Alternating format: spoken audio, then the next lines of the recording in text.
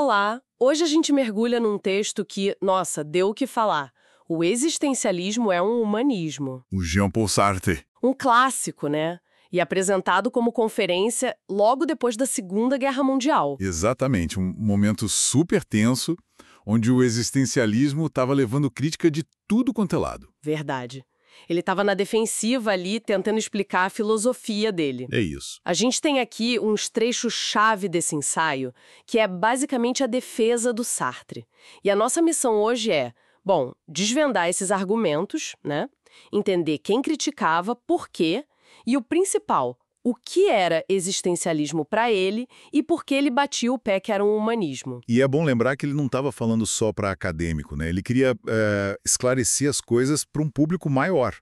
Porque, falavam cada coisa do existencialismo. Sim, muita distorção. Virou quase caricatura, total. Então o texto tem essa paixão, essa urgência de quem quer dizer, olha, não é bem isso que estão falando da minha filosofia. Certo. E ele já começa encarando essas críticas de frente, né? Quais eram os principais ataques que ele precisava rebater? Olha, vinha de vários lados. Primeiro tinha a crítica dos comunistas. Para eles, o existencialismo era uma filosofia que levava à inação, sabe? Ao quietismo do desespero. Como assim? Tipo, se tudo é difícil, a pessoa desiste? Isso. A lógica era, se tudo é angústia, sem garantia, o pessoal ia acabar só contemplando, sem agir. E para eles, claro... Contemplação era coisa de burguês, né? Luxo. Exato. Filosofia burguesa focada no indivíduo, nos seus dilemas ali, e não na luta de classes, na ação coletiva. E mais, acusavam o existencialismo de ser pessimista, de só ver o lado feio da vida, a tal da ignomínia humana, o sórdido. Lembro dele me ensinou a crítica sobre esquecerem o sorriso da criança. Isso, a senhora Mercier. Que eles só focavam no lado viscoso, duvidoso, e esqueciam a beleza, o lado bom. E tinha uma crítica mais técnica, digamos, que ao partir do indivíduo, da subjetividade, do penso logo existo. O cogito cartesiano. Isso, o cogito. Ao partir daí, o existencialismo acabaria isolando o homem, negando a solidariedade. Era essa a visão comunista. Entendi. Bem dura. Mas não eram só eles, né? Tinha a crítica cristã também. Com outro foco, imagino. Completamente diferente, mas igualmente forte. Os cristãos diziam que o existencialismo ateu, minava a seriedade da vida. Se você tira Deus, tira os mandamentos, os valores eternos, aí tudo vira arbitrário, né? Gratuito. Aquela ideia do se Deus não existe, tudo é permitido. Exatamente essa. Sartre discute isso. Sem essa base divina, como você vai condenar alguma ação? A moralidade toda ficaria sem chão, entende? Faz sentido, dentro da lógica deles. E fora esses grupos mais ideológicos, tinha a percepção popular, o que o povão achava. Essa era talvez a mais comum. Existencialismo virou meio que uma palavra da moda, né? Usada para qualquer coisa meio sombria, esquisita. Tipo, nossa, tô meio existencialista hoje. Isso. Sartre até brinca com isso, fala de uma senhora que diz: acho que estou virando existencialista, como se fosse gripe. Era associado com coisa feia, que dava medo.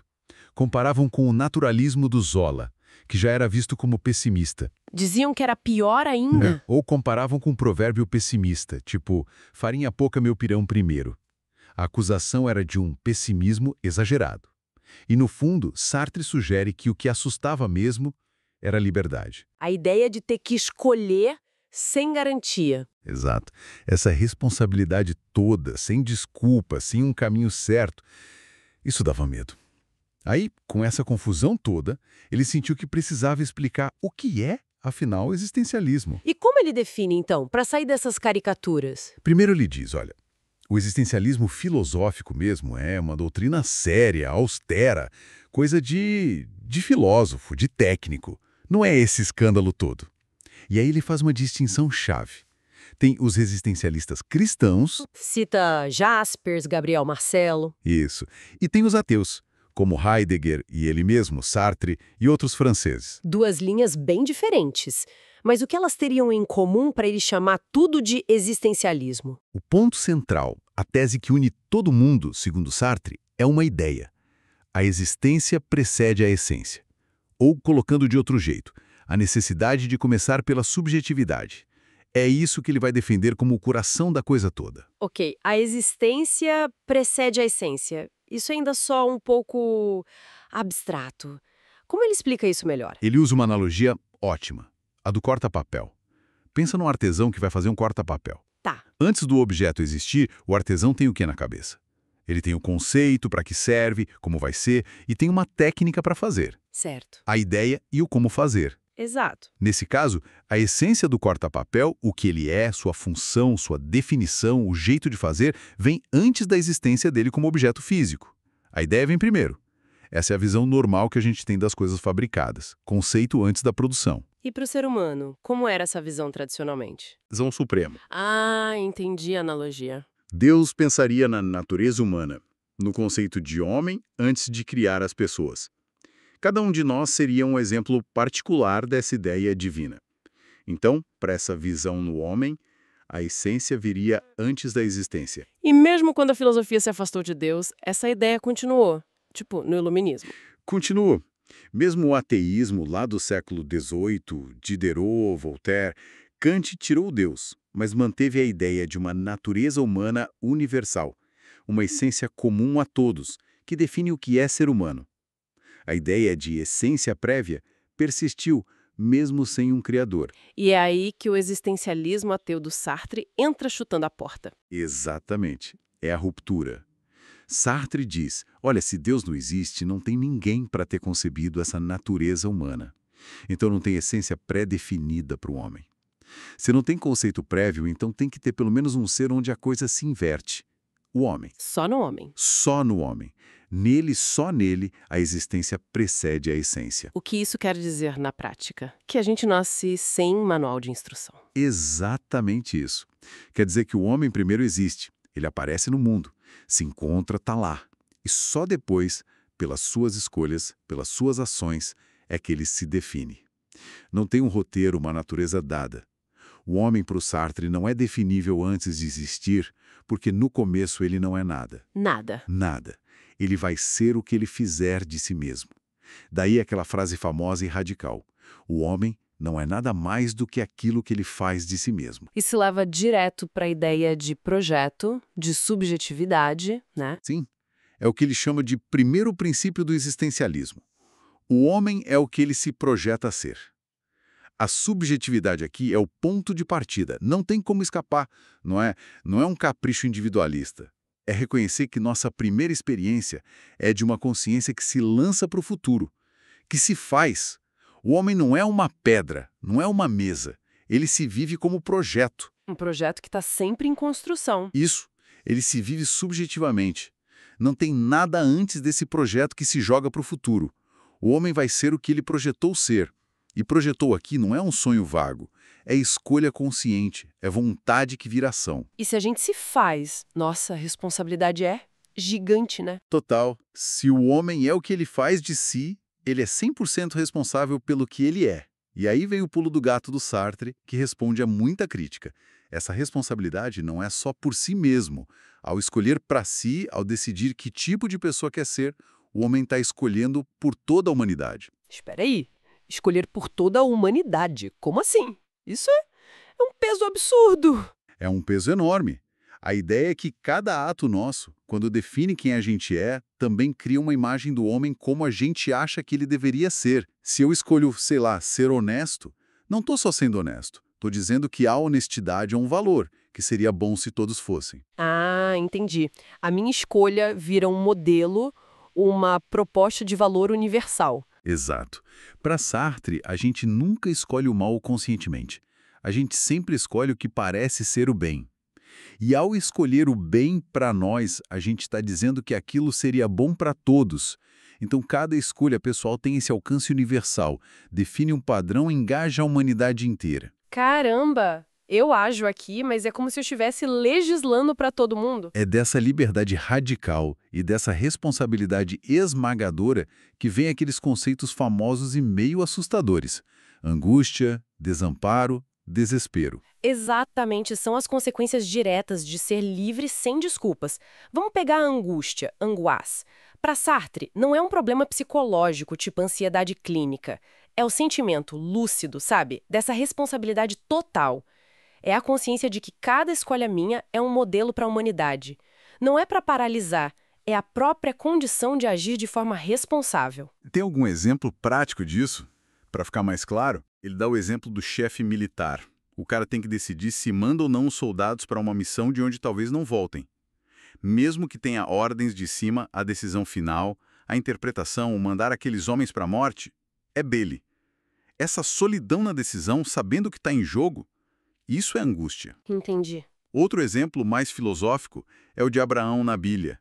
A angústia dele não seria só ter que sacrificar o filho, mas a dúvida radical. Era Deus mesmo falando ou era loucura? Sou eu mesmo o escolhido para isso?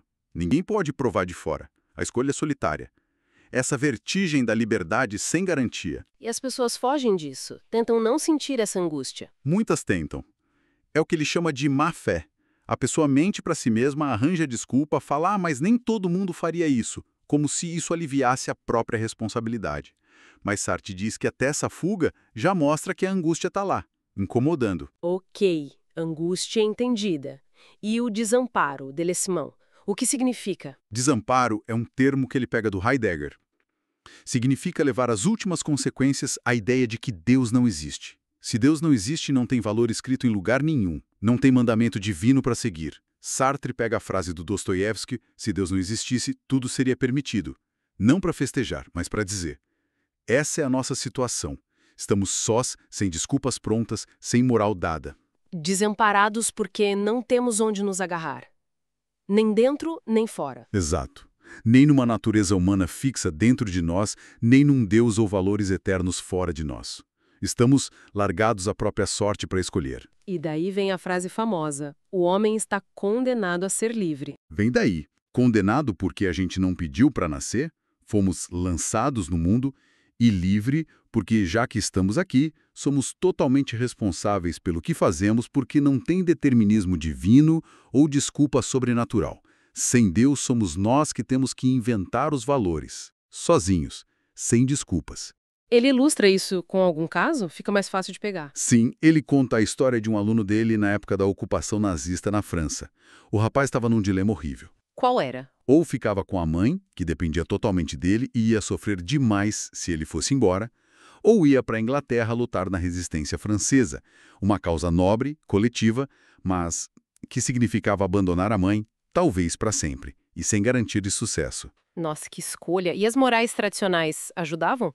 Cristianismo, Kant... Sartre mostra que não. A moral cristã diz para amar o próximo, ser caridoso. Mas quem é mais próximo? A mãe ou os companheiros de luta? Que caridade é maior? Complicado. E a moral kantiana? Nunca use o outro como meio, só como fim. Mas ficar com a mãe como fim podia ser usar os combatentes como meio, ignorando a luta. Ir lutar, tratando a causa como fim, podia ser usar a mãe como meio para se realizar como herói. Nenhuma regra dava resposta. E os sentimentos? O amor pela mãe, por exemplo, servia de guia? Sartre diz que não. Antes da ação, o sentimento se constrói e se prova no ato. O rapaz só ia medir o amor pela mãe ficando com ela. A ação define o sentimento, não o contrário. Buscar conselho também não adiantava. Não, porque escolher quem aconselha já é uma escolha. Se ele fosse num padre colaboracionista, ia ouvir uma coisa. Se fosse num professor da resistência, ouviria outra. Ele já sabia, no fundo, o que cada um diria. Sartre conta que só pôde dizer: você é livre, escolha. Quer dizer, invente, não tem sinal, não tem guia. A gente está desamparado para escolher. Entendi. A gente que dá sentido aos sinais, né? E o terceiro conceito, o desespero, desespoir. Esse nome é ainda mais pesado. Mas, de novo, não é num sentido comum de perder a esperança e não fazer nada. Para o Sartre, desespero significa contar só com o que depende da nossa vontade e com as probabilidades que tornam nossa ação possível. É aceitar que o mundo, os outros, não estão no nosso controle. É tipo ser realista sobre o alcance da nossa ação. Exato. Reconhecer os limites. Posso decidir encontrar um amigo que vem de trem. Mas isso acontecer depende de 1000 coisas. O trem não quebrar, o amigo não ficar doente. O desespero existencialista é agir focando no que a gente pode fazer. Nossa decisão, nosso esforço, sem ficar esperando ajuda externa ou garantia de resultado que não depende da gente. Não é quietismo, é o contrário. É agir apesar da incerteza. Agir sem esperar que tudo dê certo magicamente. Isso. Sartre cita Descartes. Conquistar antes a si próprio do que a fortuna. Focar na vontade, não no resultado fora do nosso controle. E na política, como isso se aplica? Ele responde aos marxistas sobre solidariedade aí. A gente pode contar com os companheiros de luta na medida em que eles estão realmente engajados com a gente, numa ação concreta, aqui e agora. Mas não dá para contar com uma bondade humana abstrata, ou com um futuro garantido da revolução que ninguém sabe se vem. O desespero nesse sentido é ter os pés no chão sobre o que a ação pode ou não pode garantir. O homem é o que ele faz, sua vida, não suas esperanças vagas. Ok.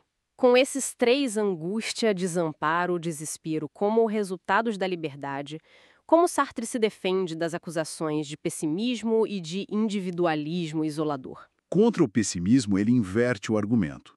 Diz que essa filosofia pode parecer dura para quem fracassou e quer botar a culpa nas circunstâncias, no destino, nos traumas. Ah, as desculpas. Isso, mas para quem assume a responsabilidade, ela é otimista. O destino está na sua mão. O covarde se faz covarde. O herói se faz herói. Não é uma essência fixa. Quer dizer que dá para mudar. Sempre. Sempre. O covarde pode escolher parar de ser covarde. O herói pode vacilar. O que define alguém não é um temperamento que nasceu com ele, ou um talento que nunca usou. É o engajamento total nos seus atos. O gênio de Proust não é uma ideia, é a obra de Proust. O homem é a soma das suas ações, a sua vida. É um otimismo da ação, mas um otimismo exigente.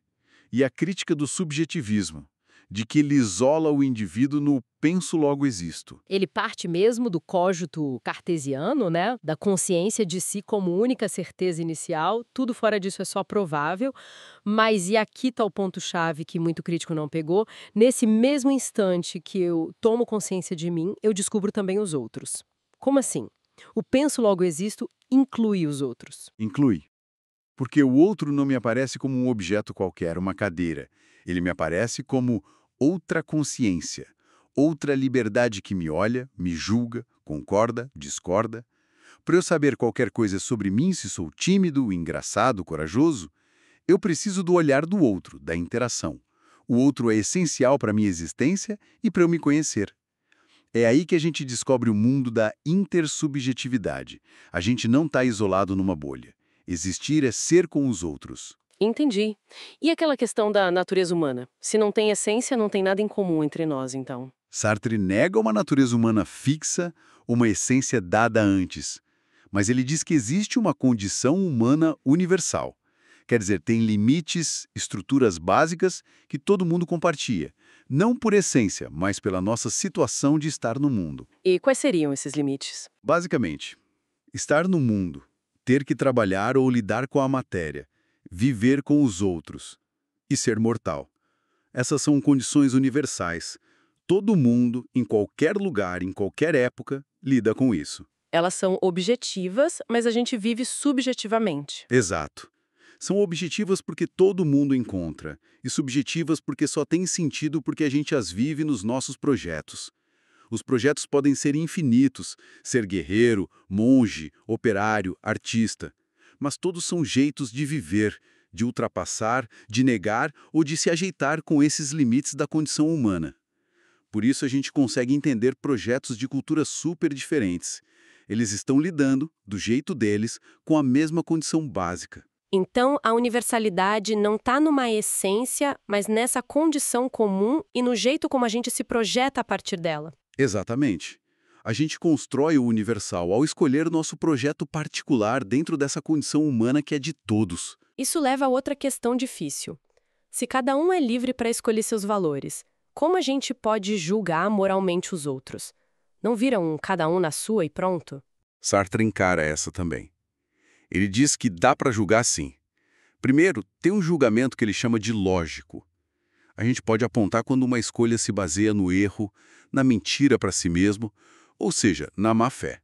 A má-fé, de novo, é tentar fugir da liberdade. Exatamente. É fingir que é determinado, que não tinha escolha. Arranjar desculpa. Isso é um erro, uma mentira sobre a própria condição. E o julgamento moral mesmo, além de apontar a mentira. O julgamento moral se baseia na própria liberdade. Se a liberdade é o fundamento de todos os valores, porque somos nós que escolhemos livremente, então a escolha autêntica, a escolha boa, é aquela que quer a liberdade como fim. E por coerência, se eu quero a minha liberdade, eu tenho que querer a liberdade dos outros também. A minha liberdade implica a liberdade de todos. Então agir de má-fé é moralmente ruim. Sim, esconder de si mesmo a liberdade radical é uma mentira, um erro. Sartre é duro com quem age de má-fé. Chama de covardes os que se escondem atrás de desculpas para não assumir as escolhas. E chama de canalhas, salaudes, os que tentam fazer parecer que a existência deles era necessária, justificada por algo maior, quando ela é contingente, fruto da liberdade. Os dois negam a condição humana.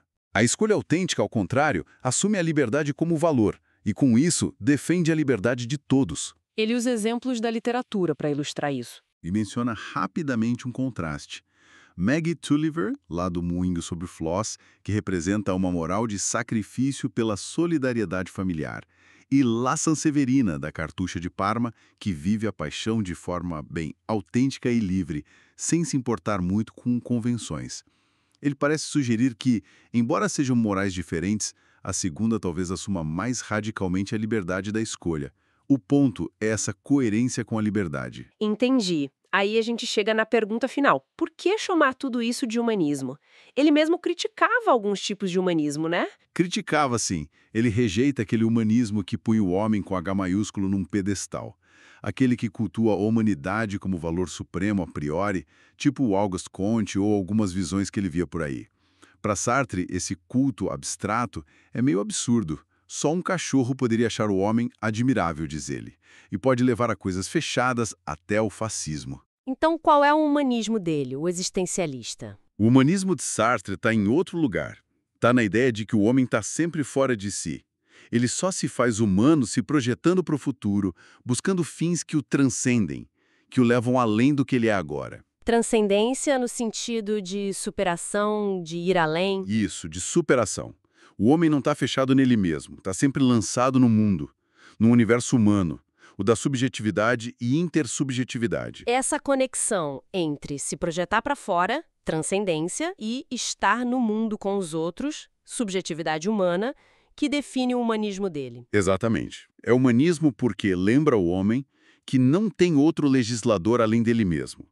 É no desamparo, sem Deus, sem natureza dada, que ele tem que decidir e criar valores. E é humanismo porque o foco não é um culto do homem, mas essa projeção constante para fora.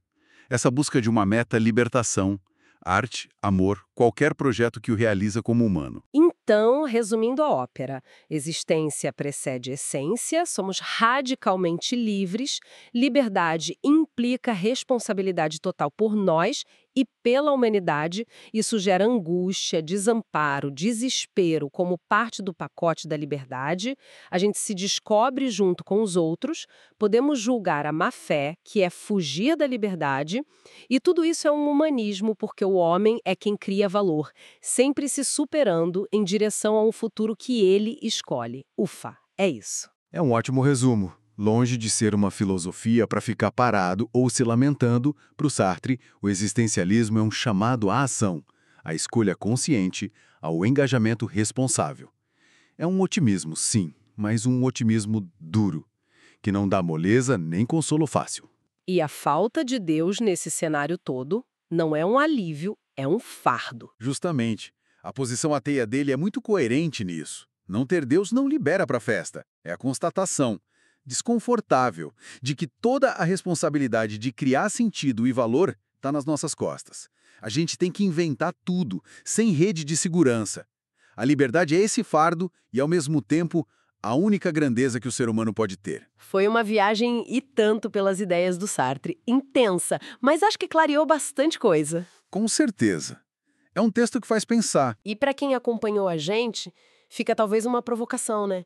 Se o Sartre está certo sobre essa liberdade radical, sobre a gente inventar os valores a cada escolha, como isso bate hoje em dia, no mundo que vive oferecendo resposta pronta, caminho fácil e tanta desculpa social, psicológica, biológica? Será que a gente encara mesmo a angústia dessa liberdade? Ou será que a gente muitas vezes, talvez mais do que a gente admite, busca refúgio na má-fé, na ilusão de que, não fui bem eu que escolhi? Fica aí pra gente pensar. Obrigada pela companhia e até a próxima.